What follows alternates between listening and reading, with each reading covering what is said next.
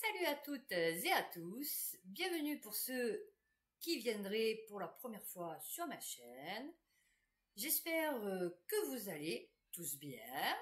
Oui, j'ai changé mon intro. Oui, ça faisait longtemps que je l'avais, donc je me suis dit, bon, faudrait un peu que je change, parce que du coup, ça va plus du tout, bienvenue sur ma chaîne. Donc voilà, petit changement.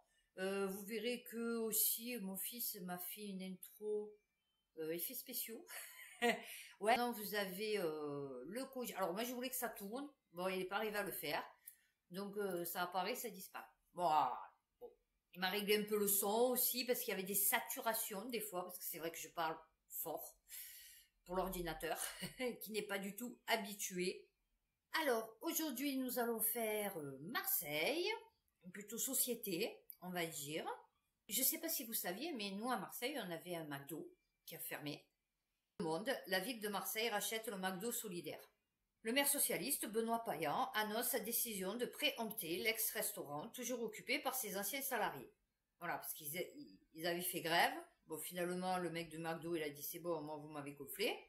Et donc, du coup, c'était eux qui étaient restés. Je crois qu'il y avait une histoire de... Il avait donné à manger, bon... Ils devaient être licenciés, et finalement ils avaient fait grève, et ça a duré pendant des mois. Et voilà. L'achat, qui doit être validé le 9 juin par le conseil municipal, tournerait autour de 650 000 €.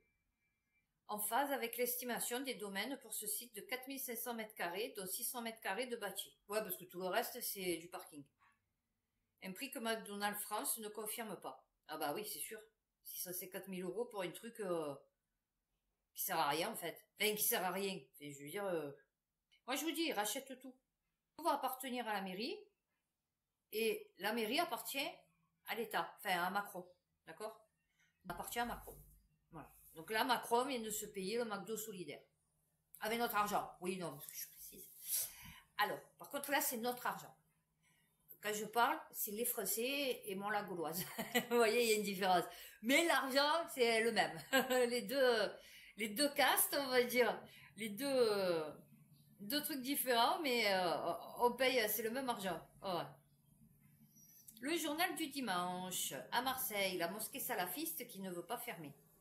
Alors en fait, d'après ce que j'ai compris, bon, c'est une mosquée salafiste, fait qu'eux ils considèrent salafiste, parce que bon, moi après, comme on n'y comprend rien, n'est-ce pas, ils peuvent dire ce qu'ils veulent en fait. Non, mais il faut quand même le préciser, que dans des trucs comme ça, quand ils vous disent ouais c'est une mosquée salafiste, ou c'est autre chose, on s'en fout, les trois quarts du temps, on n'en sait rien, parce qu'on ne sait même pas ce que c'est des salafistes. Vous voyez, voilà. Elle apparaît avec d'autres mosquées, signalées, alors oui d'accord. Alors, si la majorité des dirigeants des mosquées ciblées tentent de redorer leur image, une minorité a décidé de contre-attaquer l'État. Eh ouais, parce que là, ils contre-attaquent l'État, donc du coup, ça va pas du tout. L'Empire contre-attaque. Eh oui. Les représentants de la mosquée salafiste Consola, qui maintiennent leur lieu cultuel en dépit d'un arrêté de fermeture. Donc toi, tu te dis, oui, c'est parce qu'il y a eu des propos déplacés, enfin bon, anti-laïcité, république et toutes leurs valeurs en bois. Non, en fait, c'est parce que un problème de sécurité. En fait, ils veulent la fermer juste parce qu'il n'y a pas une porte de secours. Alors que c'est dans un vieux bâtiment marseillais. Et ouais, il n'y a pas de porte de secours dans les vieux bâtiments marseillais, tu vois. Eh ben, le Coran plutôt que le code de l'urbanisme. C'est grave, hein, quand même, de marquer ça. Non, non, c'est très grave. Comme si la loi ne les concernait pas. C'est pas ça, c'est qu'ils n'ont pas d'autre lieu pour faire la mosquée. Donc, ils font la mosquée là, ils peuvent pas casser le bâtiment, en fait, tu vois, parce que ça se casse pas pour faire une porte. C'est pas fait pour, tu as vu le truc qui va s'effondrer, tu vois, dans les quartiers nord. Donc, oui, effectivement, ils préfèrent mieux le Coran, s'en remettre à Dieu, tu as vu, plutôt que de se retrouver, en fait, à la rue, sans mosquée. Ça n'a aucun rapport avec le fait qu'ils soient salafistes, en fait. Vous voyez comme ils vous détournent le truc? Ah, la djellaba traditionnelle que les plus religieux adoptent pour la prière. Non, c'est tenu que tous s'y mettent pour aller prier, en fait. Tu peux pas aller prier dans une mosquée avec un jean, un survêt et des baskets, par exemple. Tu vois, tu es obligé de mettre une robe pour te couvrir. Tu as vu, c'est une robe de prière. Ouais. C'est pas pour toi dans une église, tu peux rentrer en claquettes chaussettes avec un short et un débardeur, que dans tous les autres lieux de culte, on peut le faire. Tu vois, je pense que quand, alors peut-être la religion juive, je sais pas, parce que ça c'est un mystère, tu vois, la religion juive, Parce qu'ils ont une tenue aussi, ils se mettent un costard et tout, tu vois, ils vont pas y aller en tenue des contracts, tu as vu? Donc eux, ils mettent, un camis. Voilà. Quand je suis allée en Turquie, je suis allée en Turquie aussi, quand je suis rentrée dans la mosquée bleue, ben, je me suis couverte la tête, c'est logique. Enfin, avant, les femmes blanches, chrétiennes, françaises, elles avaient elles se couvraient la tête. Elles n'avaient pas le droit, enfin, pas le droit. Les femmes qui se promenaient la tête nue, c'était des tapins, tu vois. Enfin, un tapin prostitué. Hein, un tapin, c'est un prostitué. C'est une prostituée. Donc, c'était considéré comme des prostituées. L'homme, il avait toujours un chapeau. La femme, elle avait toujours un truc sur la tête, que ce soit un châle, que ce soit un chapeau, que ce soit... Elle avait toujours la tête couverte.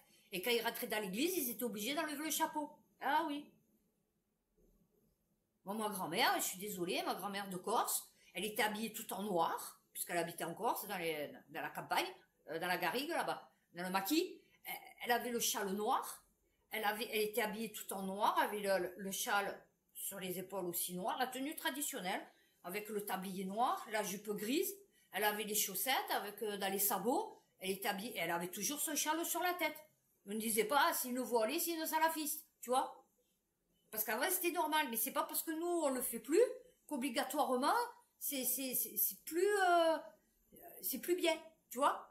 Et voilà. Bon, je me suis un peu étalée sur le sujet, ouais, parce que ça m'énerve. Quand on dit, ah ouais, putain, les femmes voilées, ouais, mais à la base, nous, les femmes, en Corse, en tout cas, moi, ma grand-mère, pourtant, elle est marseillaise, elle est née ici, à Marseille, je crois, où elle est venue petite, de Corse, elle avait toujours le châle sur la tête, ma grand-mère, hein. Les trois quarts du temps. Après, oui, des fois, elle le mettait pas, mais les trois quarts du temps, elle avait toujours ce châle sur la tête, hein. Et elle sortait avec son châle sur la tête. C'était normal. Avant, les femmes, vous les voyez en blouse avec les châles sur la tête. Je suis désolée. Donc, ne me dites pas que, genre, c'est que les musulmans intégristes, les femmes qui ont le châle sur la tête. Non. Ça a toujours existé, sauf que nous, ça s'est perdu de tradition, tu vois, parce que bon, les traditions chrétiennes, il n'y en a plus, donc, du coup. Marseille, bfmtv.com. Le parc Chano de Marseille pourrait changer de visage d'ici les 3 prochaines années. La municipalité souhaite d'ores et déjà passer de 2 à 30% d'espace vert. Ouais, ils vont en faire un jardin en fait. D'accord. Mais c'est-à-dire que à la base, le parc Chano, c'est des grands gares. Vous voyez, c'est des salles, des grands gares, des salles. Et entre, oui, c'est tout bétonné. Et il y avait des parkings, puisque quand il y a les foires, les fêtes et les trucs comme ça, tu vas pas monter, je sais pas, toi, ton stand sur de la pelouse, tu vois, parce que du coup, ouais, c'est pas ça. Donc, oui, c'est tout bétonné. Donc, vous avez des stands, enfin, des entrepôts, là. Ah, et le reste, c'est tout bétonné, ouais. Mais qu'est-ce que tu veux faire d'autre? Et je sais pas, tu veux enlever tout... Voilà, ça va nous coûter encore une blinde, hein. Alors que nous, les appartements, ils tombent en ruine à Marseille. Non, c'est bien. Et là, on enchaîne, bien sûr, sur MadeInMarseille.net. La ville engage un grand projet de rénovation du parc Longchamp. Tout dans le paraître. Et le peuple meurt de faim. Protégé au titre des monuments. Ils l'ont refait il n'y a pas longtemps. Putain, ils ont mis 3 ans pour le faire, ce putain de truc, là, avec leur lion, là, devant. Bon, c'est vrai qu'il est beau. Mais je veux dire, bon, c'est bon, ils nous l'ont fait déjà refaire. Bon, c'est vrai qu'après, il y a plein d'endroits où il y a les cages, vous savez, puisque c'était un jardin zoologique avant, c'était là où il y avait la panthère à 3 pattes, qui a fait la pub de la peinture. Je me rappelle plus la marque de la peinture. Enfin bon, et il y avait une panthère dessus. Ben, en fait, c'était la peinture de notre jardin zoologique, qu'après, on lui a coupé une patte. Ça avait la gangrène. Voilà. Et donc, il reste toutes les cages. Donc, à la place des animaux, à moitié morts, qu'il y avait, ils ont mis, par exemple, un singe vert. Vous voyez? L'autre, ils lui ont mis une panthère rose. Vous voyez, ouais, ils ont mis une panthère rose, vous voyez, en plastique. Donc oui, effectivement, c'est un peu lugubre, vous voyez, quand vous passez, moi qui ai connu le temps où il y avait les animaux, ouais, c'est un peu chaud, ça fait genre comme dans les films, vous savez, les esprits et tout, vous voyez, vous n'êtes pas tranquille. Un minot, il va pas capter, vous voyez, ou un bobo de Paris, il va pas capter. Lui, il va dire, oh tiens, c'est original, tu vois. Mais en vérité, non, c'est pas du tout original, parce que les animaux, ils ont vachement souffert, là. Et donc, à mon avis, c'est ça qu'ils veulent refaire, parce que les bâtiments devant, ils ont déjà tout refait. Donc, ouais, ça nous a coûté une blinde, ça aussi. Ah, mais c'est bien. Oh, bah, là, au moins, on voit où va notre argent. Hein? Voilà. Où va notre argent. Eh ouais. 20 minutes.fr, transport de marchandises. Emmanuel Macron souhaite un grand port qui aille de Marseille à Lyon. Ah ouais, lui, il s'est fait sa vie. notamment pour le transport de marchandises et d'énergie. Je dirais qu'on continuer, Estac, oui, parce que du coup, Estac, il n'y a qu'un petit bout qui est encore un peu protégé, donc il va le défausser. Après Marseille, et après il va continuer jusqu'à Lyon. Eh ouais. Toulon, Lyon. Lyon est au bord de la mer? Non, je croyais qu'il y avait écrit Toulon. Comment Lyon? Un grand port qui aille de Marseille à Lyon? What the fuck? Ah non, j'ai halluciné. Eh ouais, parce que Lyon, il n'y a pas de mer à Lyon. C'est quoi, réchauffement climatique, montée des eaux? J'ai pas compris. Avec ce projet, Marseille va devenir l'un des grands centres de l'hydrogène en Europe. Ah ouais, ça va devenir une... D'accord. Port de Bouc, ouais, c'est ça, Bouc-Bel-Air, Port de Bouc, Vitrolles, voilà, il va tout dévaster. C'est fou, le mec. C'est une des mises en œuvre concrètes du discours que j'avais prononcé. Ah bon? Mais quand? Où? C'est une des mises en œuvre concrètes. Tu viens de juste d'émettre une idée, en fait, donc c'est pas concret. Ah, parce que là, tu le prononces devant tout le monde, c'est ça? Donc c'est une des mises en œuvre concrètes. D'accord. Ah oui, en Espagne. Voilà, oui, d'accord, c'est ça. Alors, ce grand port qui aille de Marseille à Lyon. Ouais, non, il a eu souci, le mec, hein. Remontera le sillon rhodanien pour acheminer les énergies, les marchandises vers la vallée de la Chimie, au sud de Lyon, et permettra aussi de connecter l'Allemagne et son cœur de production. C'est loin, l'Allemagne. J'ai pas compris. Il faut qu'on fasse sur Marseille-Lyon ce qu'on a fait sur le Havre-Paris, avec Aropa. L'idée est d'intégrer le transport de marchandises et d'énergie, le tourisme et le développement industriel. Ouais, elle va tout péter.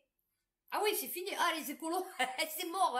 Hein. Dites-vous bien qu'avec Macron, c'est mort. Hein. Voilà. Ah ouais, là, il va tout péter. Le tourisme, ça pète tout. Le développement industriel, ça pète tout. Le transport de marchandises, ça pète tout. Et le transport d'énergie aussi, pareil. Ouais, on revient en arrière. Ah, c'est bien, retour dans le passé. Il y avait retour vers le futur, alors on a retour vers le passé. Marty McFly. Voilà. C'est notre Marty McFly. Mais dans le sens contraire. Lui, on fait un retour vers le passé. C'est pas retour vers le futur. Voilà, j'ai cherché le mot Marty McFly. Et lui, puis, vous avez vu la maladie de Parkinson. Caché aux États-Unis, je l'ai fait ça à Universal Studios. Vous savez le truc, vous croyez dedans, en 4D là, je sais pas quoi. Et j'ai fait ça, retour vers le futur. C'est trop bien. Oh, vous y croyez, franchement. Et c'est pour ça qu'ils ont mis Christophe Castaner. Vous voyez, ils viennent de le dire là. A précisé président dans la Provence, alors que l'ancien ministre de l'Intérieur, Christophe Castaner, vient d'être élu président du conseil de surveillance du port de Marseille-Fosse. Ah, ça va être son bras droit. Ça va être lui qui est chargé de voir si on détruit bien en tout cas, ce côté de la France, comme il faut. L'un des plus grands de France, ce port qui s'étend sur une surface équivalente à la ville de Paris, accueille chaque année près de 10 000 navires. Il traite environ 80 millions de tonnes de marchandises. Durant l'entretien, Emmanuel Macron a également évoqué son retour dans la cité phocéenne. Et oui, c'est à lui maintenant. C'est sa villa secondaire. Enfin, tertiaire, du coup. Voilà pourquoi ils ont mis Christophe. Vous voyez, en lisant les articles, vous le savez après. À Marseille, Airbnb tue nos quartiers. Et ouais. Alors, ils ont fait... en fait, c'est ceux de la Plaine, vous savez. Parce qu'à la Plaine, avant, c'était un endroit quand même assez populaire. Il y a un peu tout qui est populaire ici à Marseille, hein, mais c'était un peu populaire. Et en fait, le marché était dégueulasse, mais bon, c'était le marché de Marseille, populaire, vous voyez, le marché de la Plaine. Enfin bon, tout était dégueu, mais bon, du coup, c'est pittoresque et ça fait partie de Marseille. Et donc là, ils ont tout pété pendant 3 ans, qu'il n'y a plus personne qui a pu se mettre là, qui a pu profiter de la place minérale. Oui, oui, ah, oui, oui. Et là, en fait, ils se plaignent parce qu'en fait, ils ont fait la place, en vérité, pour Airbnb. Parce qu'en fait, il y avait énormément de propriétaires qui louaient la population. La population, elle est partie parce que du coup, avec les travaux et tout, bon, ils ont essayé de les dégager. Ils ont refait les appartements. Du coup, les bobos et les étrangers, ils viennent à la Plaine maintenant. Et donc, oui, c'était dégueulasse. Vous voyez, quand ils arrivaient, qu'ils disaient, putain, c'est dégueulasse, on peut pas. Donc, ils ont refait toute la place.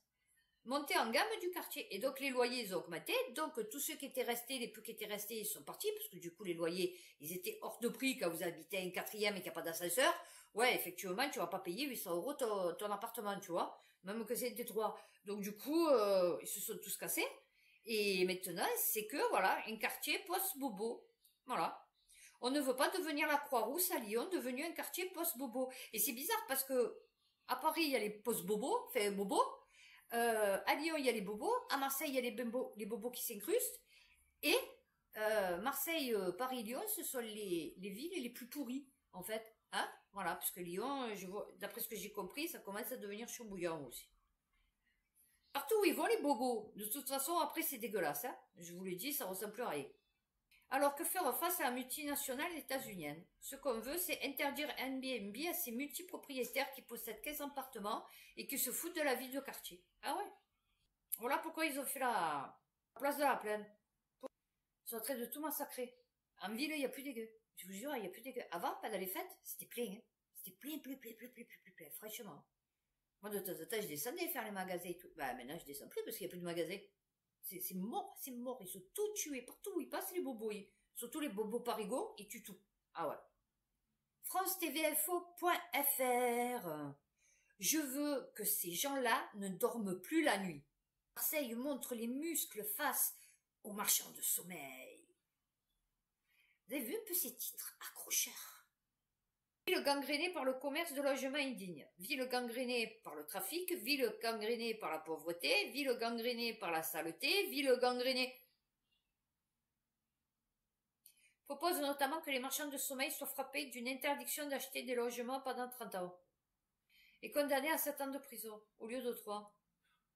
Mais tu crois que la prison, ça va leur faire quelque chose? Comment lutter? Mets-les dans des... Fais-les vivre dans des appartements pourris pendant 7 ans, plutôt. Tu vois? Tu dis, voilà, tu es obligé d'habiter là. Tu as vu l'appartement que tu as loué, tout dégueulasse et tout dans un état lamentable, pendant des années à cette pauvre famille clandestine, étrangère, française, on s'en fout. Tu as vu ce que tu leur as fait vivre à elle et à ses enfants?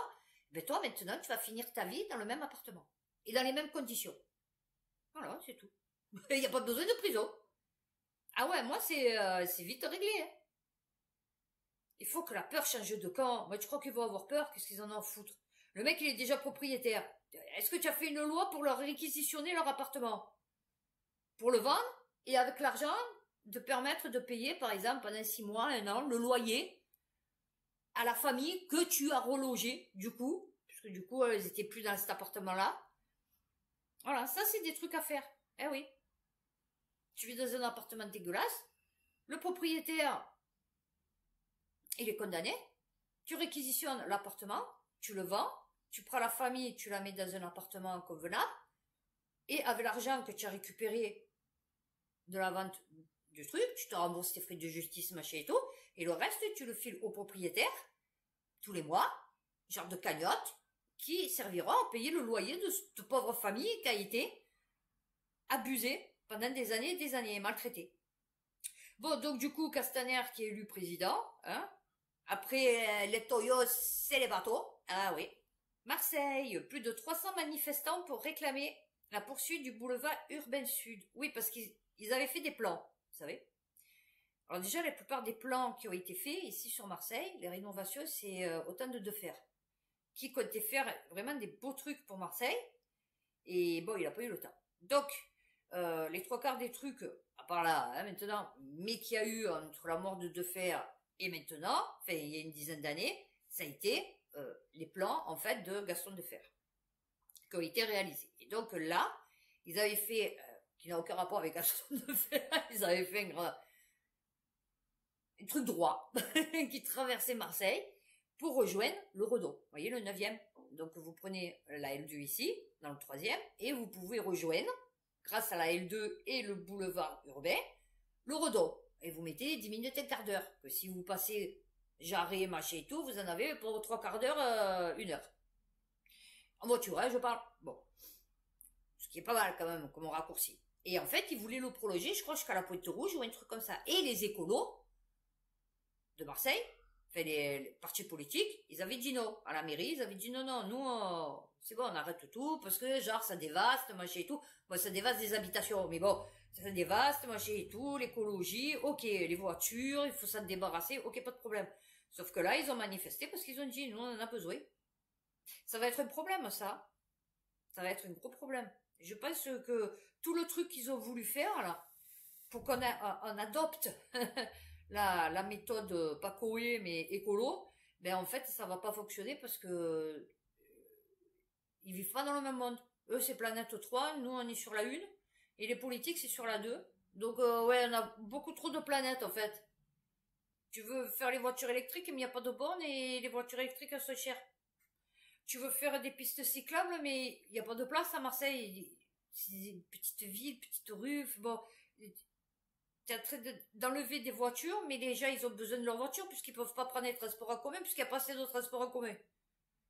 Alors, Mars Actu, la ville de Marseille menace d'utiliser son veto dans les négociations avec la métropole. Alors, le pacte fiscal et financier coince. Ah ouais, il y a tout qui coince ici. Alors, Arnaud sait qu'il ne signerait rien tant que la dotation de solidarité communautaire n'augmenterait pas considérablement pour sa ville. Il a jugé insuffisantes les deux premières propositions, d'abord de 5 puis de 12 millions d'euros. Ouais, il est dur en affaires, hein. Alors, la Marseillaise, alors une nouvelle proposition d'augmentation de la DSC autour de 25 à 30 millions d'euros pour la ville de Marseille est en train de se... Ah ouais. Oula. Dur négociateur. Ah oui, Payan, oula, il aime les pépettes, lui, hein. Mais il aime les pépettes pour... Lui, il veut faire une belle ville. Mais il s'en bat les couilles des habitants. Tu as vu, il a rien à foutre. Oh, elle est belle, ma ville. Oh, je veux rendre à Marseille, ça. Ouais, mais si tu veux rendre à Marseille, ça, il faut déjà que les habitants soient bien, tu vois. Marseille, 20 minutes. Il faut que vous repartiez avec de la colère. Le message du directeur de l'APHM au ministre de la Santé. Brown, surnommé le rasoir. Non, mais c'est surtout ce qu'elle a dit. Non, non, mais... Le ministre est venu s'inspirer des initiatives locales. Alors, écoutez bien. Alors, autant on avait la préfète qui disait que s'il y avait du deal, des trafics et des fusillades, c'était à cause des consommateurs. Là, non, non, mais attendez, ouais, non, parce que je regarde. Donc, il vient, tac, tac, tac, tac, il explique, oh, c'est super ce que vous faites.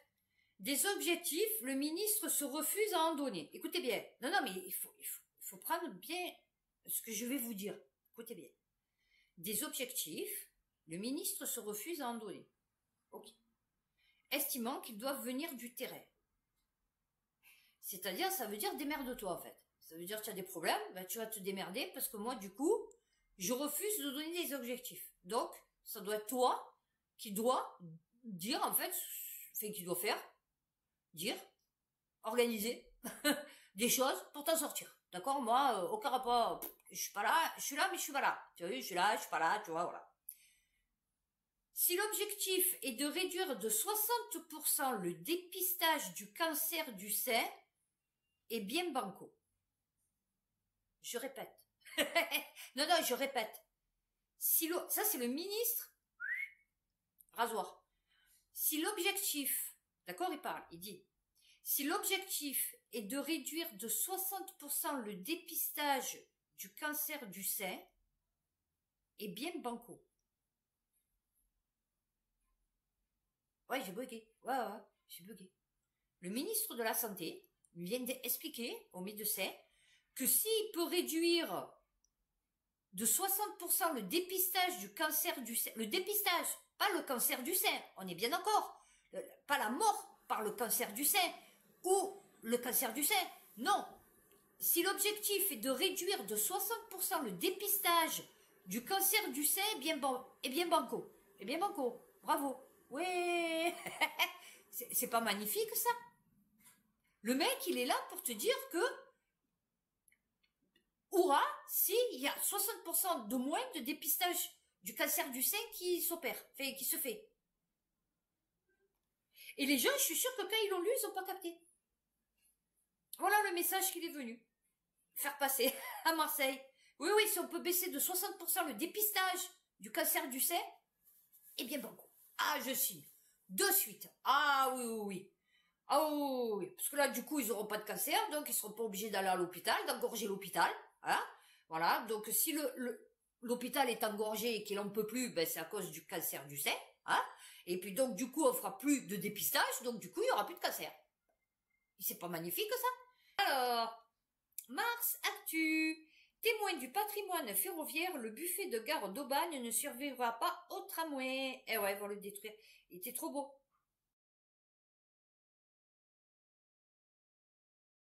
Eh voilà, ils vont le détruire. C'est bien. Tout ce qui était beau, en fait, ils cassent. Et après, ils te mettent un truc ou en fer, ou bétonné, cubique, vilain, qui ressemble à rien. Et là, ils vont te dire, ah putain, l'architecte, qui a fait ça. Mais c'était trop beau le truc avec les briques et tout. Mars Actu, la ville de Marseille vend pour rénovation 34 de ses taudis. Non, non, mais c'est vraiment des taudis. Oui, oui, non, c'est pas une blague, c'est vraiment des taudis. Après de multiples tentatives, la municipalité confie finalement à la société publique SPLA IN la lourde tâche de résorber son patrimoine dégradé. La plupart de ces immeubles avaient été repérés lors de notre enquête La Grande Vacances en 2019. C'est que les presque du temps, c'est que des habitations à Noailles. Et vont le vendre à des gros trucs, ils vont tout casser, parce que c'est des numéros qui se suivent, et vous allez voir, ils vont dire, ah ouais, mais parce que comme on n'a pas trouvé preneur, donc ce qui fait que lui, il s'est proposé à un prix ridicule, alors que toi, quand tu es allé, ils t'ont coupé en deux, tu vois. Ah oui, mais lui, il a acheté tout pour un prix ridicule. Ah oui. Voilà, volé cloué par des planches de bois, porte blindée pour cet immeuble du 13, rue d'Aubagne, frappé d'arrêté de péril en 2019, en ruine au 25, derniers étages occupés, rideaux métalliques fermés, traces d'incendie au 27, on voit le ciel du 29, tu vois, voilà, c'est 27, 29, 25, le mec il va tout prendre, il va tout raser, et il va construire des appartements pour les bobos, parce qu'ils ont dit qu'ils voulaient faire tout bobo, des commerces de bouche en ville. Et oui, ils veulent enlever tous les clandos. Ça va être compliqué, hein. Ah oui. Bon ben voilà, écoutez, j'ai fini pour cette vidéo. Je vais vous faire, comme d'habitude, mes petits mots marseillais. Ouais, j'en ai plus. Ça y est, je crois que j'ai tout fait. Ça sort au fur et à mesure, mais bon, je commence à arriver au bout de la liste quand même. Alors, nous avons Fatch 2. Alors, Fatch 2, c'est un peu comme putain, voilà. Hein, quand vous dites, oh putain, là c'est Fatch 2, c'est pas possible ça, il y a encore les embouteillages, vous voyez. Nous avons la guibole. Alors pour ceux, alors je sais pas si c'est typiquement marseillais, en tout cas, nous ici c'est la guibole. Donc la guibole, c'est la jambe. La mounine, alors la mounine c'est la choupinette.